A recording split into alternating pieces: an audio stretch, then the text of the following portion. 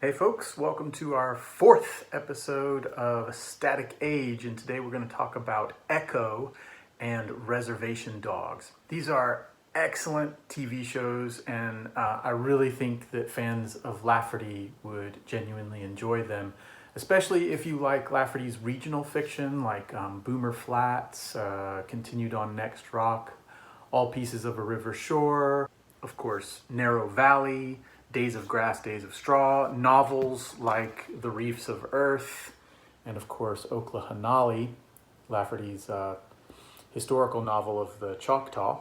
And a fair amount of those regional stories are collected in the Best of R.A. Lafferty, thankfully. But regardless of whether you're here because of my Lafferty stuff on YouTube or otherwise, this is TV for everybody.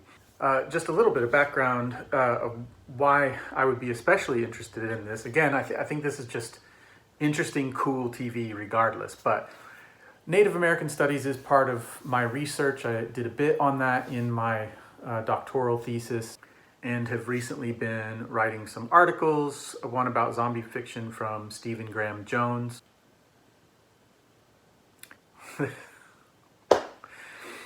This Glasgow weather is washing me right out here. It's been mostly very dreary, and now as I want to record this, the sun is just going to come blasting in and setting my face on fire. Anyway, most recently I wrote an article called All My Relatives, and some of them are pretty scary. Eco-monstrous imaginaries in Cherokee tradition and Blackfeet horror. And specifically the Cherokee tradition I'm talking about is coming through the Cherokee scholar Christopher Tootin, and these incredibly good books, Cherokee Stories of the Turtle Island Liars Club and Cherokee Earth Dwellers. This book especially is highly recommend to Lafferty fans. The elders that these sort of like down-to-earth Oklahoma elders that he talks to in here are so like Lafferty characters. They're like themselves, but I just mean I feel that Lafferty has captured something of his Native American neighbors in Oklahoma. But the whole like Cherokee worldview and the way they view monsters and stuff is fascinating, and I draw on that. And I look at Stephen Graham Jones's novel, The Only Good Indians, with its elk-head woman sort of monstrous character, and also a story he did for this like Amazon Trespass collection that I think was headed up by Jeff Vandermeer. His story is called The Backbone of the World, which is sort of a cosmic horror story as filtered through prairie dogs. And just the way that I find Native American imagination engaging monsters in the monstrous is very, very different than Euro settler culture.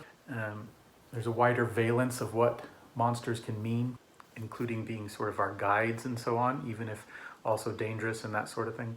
And at the beginning of that article, I mention Echo and Reservation Dogs and the movie Prey and some other things as sort of this emergent phenomenon of Native American culture coming into mainstream America and otherwise mainstream culture, and particularly through art and media made by Native American artists, writers, directors, actors, and so on. And that as a non-Native scholar, I'm just trying to kind of discuss this, acknowledge it, and say, hey, look at this, let's talk about it. And in that article in particular, talking about some other things, but I see it as adjacent to like TV shows like this. I have read and am reading, fiction by Momaday and Silko and Visner and Erdrich and Welch and so on, and Stephen Graham Jones. And it's made quite an impact on me. And I did a whole video on my YouTube channel about this anthology, Love After the End, of Two-Spirit and indigiqueer fiction.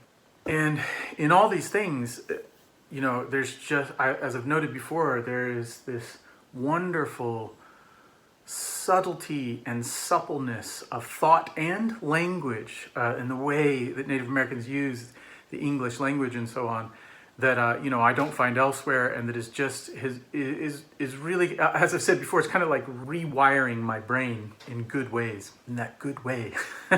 If you've seen Reservation Dogs, you'll know what I'm referencing there. And I see that same thing that I've been experiencing in literature by Native Americans in television made by Native Americans.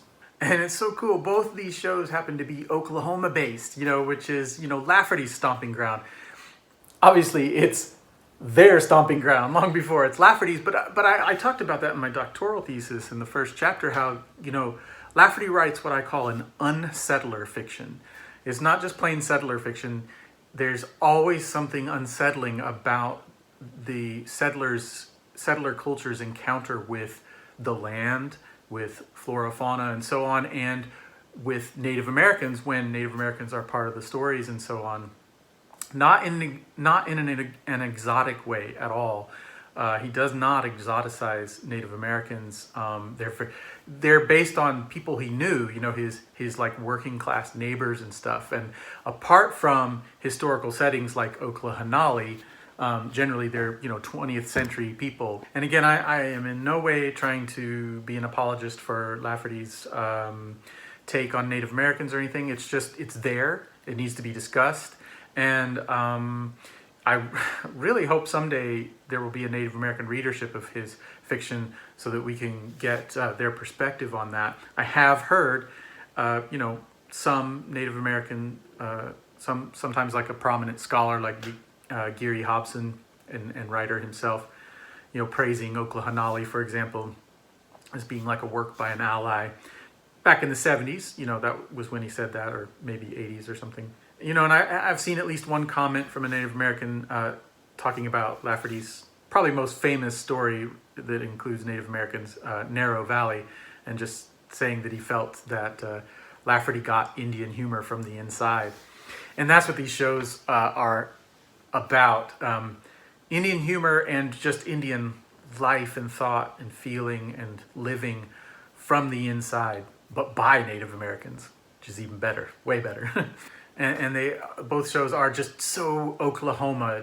And I say that based on reading a lot of Lafferty's Oklahoma fiction, and I've only had one visit, to go to the Tulsa archives to look at his manuscripts. But I visited the Winding Stair Mountains, and got a little flavor. But yeah, these shows are just great for that. And they both happen to be set in northeastern Oklahoma, which is a very specific quadrant of Oklahoma, which is, again, it's all like not far from Tulsa, which was where Lafferty lived, and many of his settings are in or near Tulsa. When you hear characters saying, we're going into T-Town and all that, they're talking about Tulsa. Reefs of Earth is set not far from Tulsa in a small town and stuff like that. Yeah, and these shows are just, very that kind of setting, which is also like the setting of where the Cherokee sort of land is and where he's talking to the elders and stuff. Tahlequah in this case. And Echo specifically is about the Choctaw people, and Reservation Dogs is, I gather, it's somewhat roughly Muskogee or Creek, which Lafferty talks about a bit as well, but it's really representative of broader sort of intertribal experience. So just to say a handful of things about both shows and just kind of enthuse about them, Echo starts with the Choctaw origin story of them emerging from within the earth. And as with, every origin story there is for various peoples and various perspectives, there's, multiple versions that aren't necessarily in competition but are diverse. So they emerge either from within this like cavern or a cavern or cave or the earthwork mound, Naniwaya. And kind of both those things are represented in the show. And man, it was just so cool to see the whole series open up with that scene. I was like, I can't believe this. I just can't believe this thing that I've read about in scholarship and stuff, and this origin story of the Choctaws being represented in a Marvel TV show. It was just so cool. And even if it's like really Marvelized in its like aesthetic, it was still really cool. And it's a cool scene. I do like the way it looks, I think. But yeah, they also portray the original sort of emerging Choctaw kind of as these like mud-skinned or kind of clay-like people, which also calls to those origin stories because they speak of them being formed of clay and coming up through the mud and stuff like that. I'll mention that a good source for Choctaw storytelling is this Choctaw Tales by Tom Mould. And again, it's a scholar talking with all these elders and stuff and getting their stories from them. And as far as I can tell, this is a solid, like, kind of Native American approved sort of work about these things, like Turtle Island Liars Club. And Lafferty mentions that sort of emergence from under the earth right at the very beginning of Oklahanali, though this is not really that kind of a storytelling novel. It's a historical work. But he does do this fascinating thing later on with Naniwaya, where various sort of leading basically medicine men of the Choctaw are called and kind of gather in the Winding Stair Mountains to basically spiritually bring Naniwaya from their ancestral home in Mississippi to where they've been removed in Oklahoma and Indian Territory, so that they have that connection to their ancestral sacred mound. And I have not been able to ascertain if any Native American has ever thought any such thing. But I don't know. I have to say it does strike me as at least, approximating toward attitudes I've seen in Native American literature and so on about that kind of connection, that improvisational connection to the past and to tradition that says, look, whatever the circumstances, we can connect to this stuff and be the people that we are. And again, that's a theme very much so in these TV shows. And, Echo in particular is doing this constant time slippage of going back to different sort of eras of their ancestors, whether it's 19th century or much before that. And these little sequences that are really cool. And basically that these sort of ancestors, particularly matriarchal type ancestors, are basically, it's almost like this palimpsest of time, this temporal palimpsest, and where they're constantly kind of coming forward to aid the heroine of the show and their people. And it's really quite powerful and poignant, and especially by the last episode, I was really moved and teary over it. It was really powerful. I loved it. There's throwback scenes to them playing ancient stickball and these sorts of things, and you see the villages, and it reminded me not a little actually of Lafferty's story Days of Grass, Days of Straw, where there's that kind of temporal palimpsest of the Native American former reality just beneath the surface of our modern reality, and it's kind of coming back. But I don't think for Lafferty, and certainly not in these TV shows, it's not some kind of reversional, we wish the past was here. It's no, we're very much of the now, but we've carried forward our past with us. And both shows are very much about contemporary, right now, 21st century Native American life, rooted in history. And so both shows are quite funny. Reservation Dogs much more so, but Echo has lots of humor in it, a lot of very distinctly Native American humor, and indeed Oklahoma Native American humor. And there's just great banter between the characters and stuff. And there's this roller rink where on the wall it says "Make America Skate Again," and there's a great contemporary powwow scenes that are really well done. It's just so cool to see a huge budget come behind something, a representation like this. And there's scenes of people singing hymns in churches and stuff, which is again contemporary Native American Oklahoma experience. Things you hear about in works by Christopher Tootin and stuff. Sort of a religious syncretism where people are able to hold on to, some modified, probably settler traditions, as well as be true to their own traditions. And I'll say more about that with Reservation Dogs, because that really comes into play there. But the lead actor, Alaqua Cox, I don't know exactly how to say her name, and I really couldn't find an agreed way to say it online, represents this intersectionality of ethnic identity and disability, feminism, and so on, because she is, an amputee and deaf, and she just delivers in a major way with her acting. And the action sequences are so good. The only reason I even checked out the show was the little advert, the little trailer showed Fisk, was it Vincent D'Onofrio, and I had really enjoyed Daredevil. I'm not a big fan of the Marvel Cinematic Universe, at all. I don't like it hardly at all. But I loved the Daredevil show. A lot of things about it, and I loved the action sequences. But I saw that trailer and I was like, ooh, they're doing some more with, some kind of Daredevil adjacent thing. And I grew up reading Marvel comics, but I had never heard of this Echo character, or not that I remembered. And I don't even think I realized right away that it would be Native American based for some reason. I didn't pick up on that right away. But I just was like, oh, I'd be interested in checking that out. And then just my joy when I was like, this is about the Choctaw people? Ah, amazing. And I think Alaka Cox is herself Menominee. Yeah, so I'm going to have to like go back and rewatch it. And it's a very rewatchable show to kind of, gather in more and think about more things in it. But it's just all around really good. Reservation Dogs, for me, even more so. Just wow, this show is a triumph of writing and directing, and it's like made by Native American people. Sterling Harjo, for me, is just on the map now. What a legend! I didn't realize that Taika Waititi was involved, and he's a co-creator with it.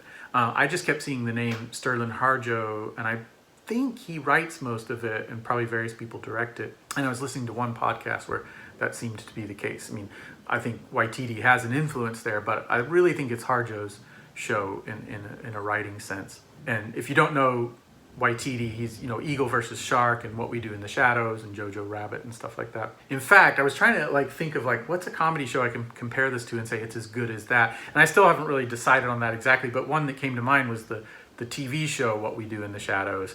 And I'm like, this is as good as that, And though it's quite different in a lot of ways, very different, really. Totally different.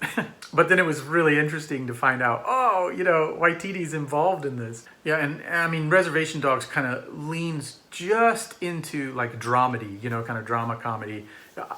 Not full on, I feel, but it certainly has very dramatic moments. It can be extremely poignant and moving as well as hilarious. And like Echo, it's just so Oklahoma. These people are just so Oklahoma and down to earth. And there's so many just out and out country accents and stuff like that. And again, when I've looked up some of these elders he's talking to here, you might see a little video with one or two of them online, and they just talk like these really country Oklahoma people and stuff. It's really cool. And I'm somebody who comes from Indiana, the Midwest, which is, not like Oklahoma and stuff.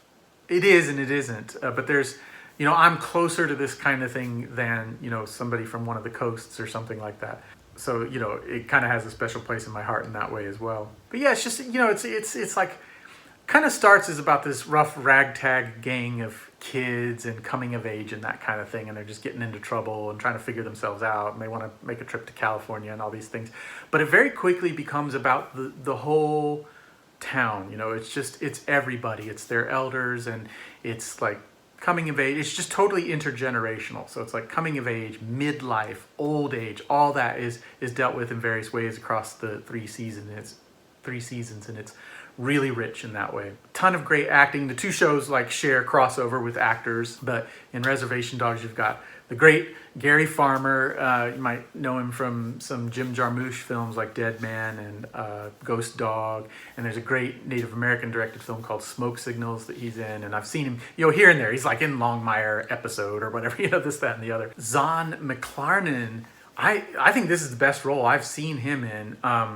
It's interesting because, there's always kind of a wry element to most of his characters that you see in other things. But here, it just goes all out into, he's in Fargo season 2, for example, and he's in Longmire and stuff like that.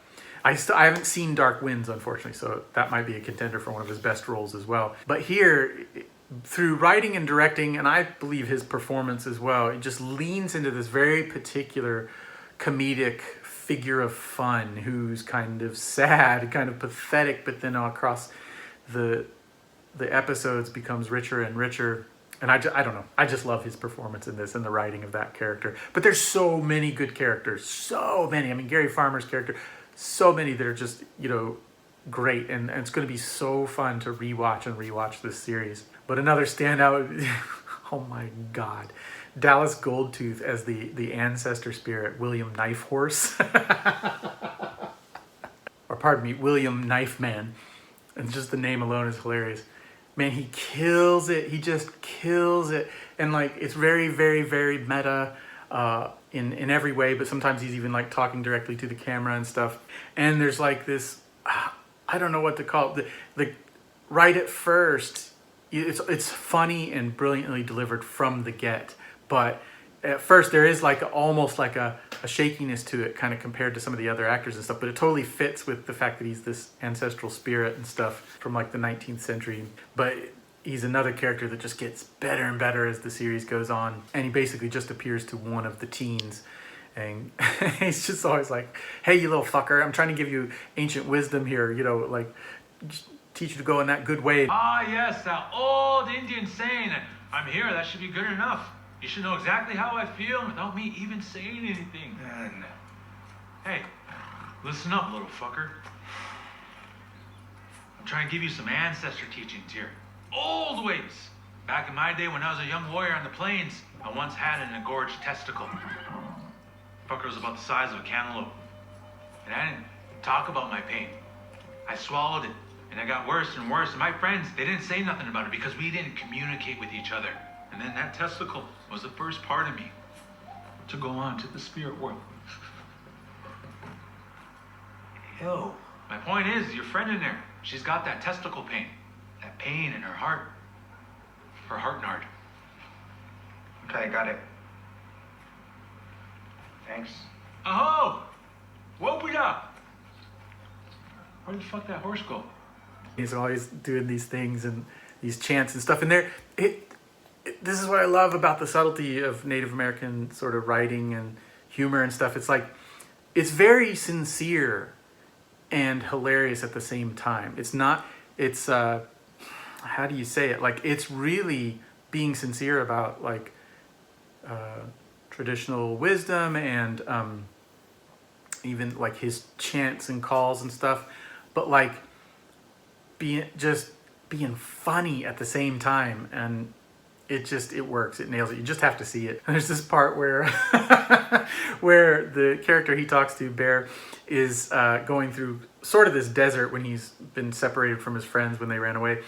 And he meets a colonizer spirit, like from the conquistadors, who's like trying to chase him down. And William Knife Man comes along and kind of rescues Bear from this spirit and explains like, yeah, he died in some battle here and now his spirit's stuck here and stuff. And then he says like, yeah, man, I really should like pray for him and help him to get on to, you know, the next life or whatever. And he kind of starts to, and then he goes, I'm just kidding, man. I'm not going to pray for a colonizer.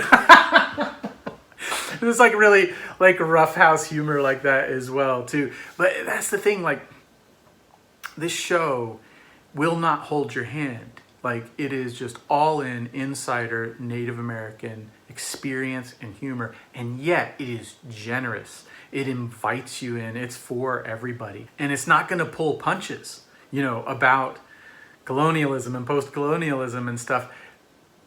But it also is affirming, and there's these like hilarious sort of there's White Steve amongst the teen friends and other white characters, you know, some more integrated than others and some kind of being wannabe Native Americans and things like this. But they acknowledge some of the trickiness of that whilst just saying like, okay, yeah, whatever, you're part of our community, you know. And it's like that with watching the show. It's like, ooh, just stung you as being somebody from colonizer culture, but it's all right, man. We're all having fun here and just like enjoying this journey and stuff. Jaina Schmieding, I don't know if that's how you say her name. She stands out. Just this great, sarcastic, gum-chewing character. And yeah, cool stuff. I feel like they could have gone into her character a little more like they do so many of the others. But all the sort of aunties in the show and the emphasis on aunties, it was just wonderful. And there's this like scene in the last episode with a funeral sort of wake and stuff where all the aunties are gathered around making the food for it, and they do this scene with the song The Weight by the band, which if you don't know it by that title, it's that take a load off, Fanny, take a load for free. Sorry that you just had to hear me sort of sing. Oh man, it just grabs you when you see that scene and it's kind of slow-mo and they're laughing and making their food. Oh, it's powerful. And the music, I mean, there's so many things you could point out that are excellent in the show. The music from the get, again, just like is so cool and like well placed and stuff. And there's like punk and rap and indie and rock and a bunch of country music and stuff. it's so cool, man. It's so well done. You know, and that's the thing about this show is you do not have to give this show any leeway or anything. You don't have to be like, you know, this is made by an important group that needs to be represented. Let's give it a watch. It's just good. It's just good, man. It's just great. It's not good. It's great. It's something I would put it in my top 10 television shows. Easy, maybe top 5. So good. Just one more actor, Lane Factor, as this character Cheese. Man, that character sneaks. Again, this is writing and directing and acting all coming together, but that character just really sneaks up on you. He's just like this lovable sort of character from the beginning that just like grows and grows and becomes, I don't know, he's probably my favorite character in the show. So additionally, just because it's cool, but also connecting to a somewhat Lafferty type of feel, or maybe that Lafferty has a Native American sort of feel, however you want to look at it. There's all this phenomena. I'm not going to call it anything else. You know, you could say it's supernatural, it's magical, it's paranormal, it's this, that. Forget it. It's just phenomena. But there's like repeated occurrences of like Bigfoot. There's ancestor spirits. There's Deer Lady, who is sort of an avenging spirit, who looks like a woman but with deer hooves and is really cool. And there's just all these like strange and unexplainable manifestations and phenomena and stuff peppered throughout. It's really an everyday sort of show about everyday life, and then there's elements of that kind of stuff. And I feel that we would be tempted to call it like magical realism or something like that, but it's just realism. It's just realism as seen through non-settler eyes. And don't get me wrong, like it's not like about belief or beliefs and like we believe this thing exists or something like that. It's just about experience. And it shows how communities like this can hold to these kind of things with, again, that subtlety and suppleness and flexibility, and like some characters like believe in this stuff way more than others, and there's like community and affirming community, and when they find that they haven't affirmed and they've left somebody behind, they try to make that right and that kind of thing.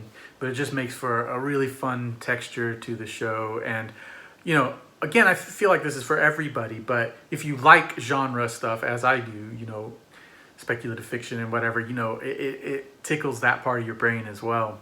You know, and there's this like one episode where they go back in time to Deer Lady's origins as a regular human person, and it's based around the Indian boarding schools and children being kidnapped by the government and brought into it's a terrifying episode, upsetting, and it gives a warning at the beginning. And there's nothing else quite that intense in this series, so you're like, whoa, I wasn't expecting this. So good and so powerful. And the thing they do with the speech of the adults speaking English to these kids that have never heard it, and it almost sounds like backwards speech but not quite and stuff. Like I didn't know what I was looking at and what I was hearing at first. I was like, wait, what? And I finally had to like look it up and like stuff and see what they did production wise about it. But like it was, and that's what I mean too. Like the show is just creative and innovative and like doing stuff. It's like ahead of the curve. So cool. But like I say, they're not going to pull punches about that kind of stuff. But also the emphasis of the show is more on the joy of life and surviving through humor, and in that episode, like they can't take your smile away from you and stuff like that. You know, this isn't like tragic Indians and all that kind of thing. And I think it's like essential viewing for Americans. Like I just hope it becomes so well known. Like this is the kind of thing we need in our consciousness, along with so many other groups being represented in TV shows and stuff, whether it's African American, Asian American, anything. This Native American experience is an important part of that. And really, I hope it becomes a hit internationally as well. You know, here in the UK, you know, anytime I talk about Native American stuff, you know, whether with, you know, fellow academics or anyone else, it's just like the eyes kind of glaze over. You know, the whole Native American thing has become like this point that you make in a series of points about the crimes of the United States, you know, that they took away the land of the people that they colonized, you know, and genocided them and these sorts of things. But that's all anybody really cares about. They don't care at all that these people still exist and what that means and how that influences things and so on. So I hope it gets a wide audience and kind of brings that experience. It makes it more widely known. And I'm sure that's true of a lot of indigeneity worldwide, that, you know, in Africa and South America and Australia and just so many places where it's like, oh, look what the Westerners did, to these people, but no sense of like curiosity about what they have to bring to the table today. They exist. And lastly, somewhat related to that, I'll just say that for me, both these shows were so beautiful in showing the possibility of a form of spirituality, what a lot of us would probably call religion, but I don't feel like that's quite right. I feel like this is just their culture that involves spirituality, but that is healthy rather than toxic. And I come from the settler culture religion, held devoutly to Christianity for most of my life and continue to be super interested in that and stuff. But, just this undeniable toxicity to it all and to the way it has affected culture and different things. And I'm not saying that, Native American spirituality or any other is like perfect somehow or has no problems. I'm sure they've got their own inner critiques and different things going on. But there is something at the core of each that is different. There's, no matter how progressive you become as a Christian or something, there's some really problematic core fundamental things in the doctrine and so on where the core of Native American spirituality as practiced in these shows largely seems to me far more just affirming and healthy. And like the characters in both shows, I seem to recall, are often pray, but especially in Reservation Dogs. There's a lot of prayer in this show, and they pray to Creator. And the Cheese character is always introducing himself as my pronouns are he, him, his. And when he prays, he's like Creator, he, she, it. Whatever. These sorts of things. And the way they pray is beautiful and poignant, often very hilarious and just down to earth and so on. Both shows are super sex positive. There is a lot of, but there's a ton of swearing and like a lot of drug use, marijuana. There's, I think, several episodes on psychedelic trips. And it acknowledges, the possible abuse of these things as well as like fun recreational use and what have you. But there's just this all around sort of like affirming and healing sort of spirituality, because these people have problems, a lot of problems through, the legacy of colonizing and but also just like interpersonally and different things and dealing with masculinity and whatever. So there's a lot to work through there, but they are working through it, and spirituality is a big part of that, and it's very diverse, and they allow for that diversity and stuff. So that's just a all-around enthusing about these shows. I need to rewatch them, and it's going to be a joy to rewatch them. Let me know if you've seen them and what you think of them as well. And I just super highly recommend them. Get in there, just rent Disney for a month or something and watch them. All right, thanks for watching.